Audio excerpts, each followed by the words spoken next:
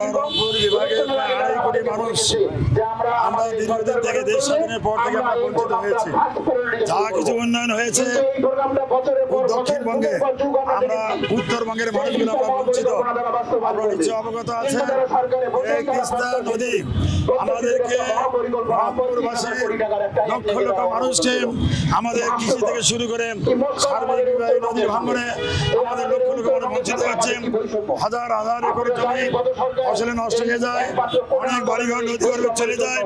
এই তিস্তা পারের মানুষগুলো দুর্ভোগের শেষ নাই। আমরা আন্দোলন শুরু করেছি। আজকের মানববন্ধনের দাবি হল যে গতকাল পানি সম্পদ মন্ত্রী প্রতিমন্ত্রী এসেছিলেন, আমরা বলে গেছেন এটা হবে হবে হবে হবে কথা বলে ভিজা গামছা ঢুকে দিয়েছে। এটা আমরা বাস্তবায়ন দেখতে চাই। দক্ষিণে পদ্মা সেতু যদি পদ্মা সেতু বাজেট হতে পারে, আমাদের তিস্তা নদীর জন্য বাজেট হতে হবে।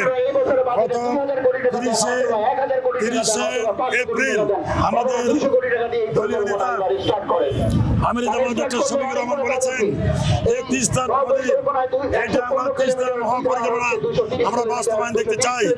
এটা কোনো পার্শ্ববর্তী চোখ রাঙা গেলে আমরা ভয় করবো না ইনশাআল্লাহ।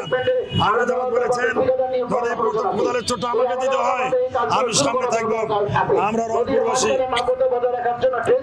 রংপুর 2.5 কোটি মানুষের পক্ষ থেকে বলতে চাই তিস্তা মহাপরিকল্পনা অতি সত্বর বাস্তবায়ন হতে হবে।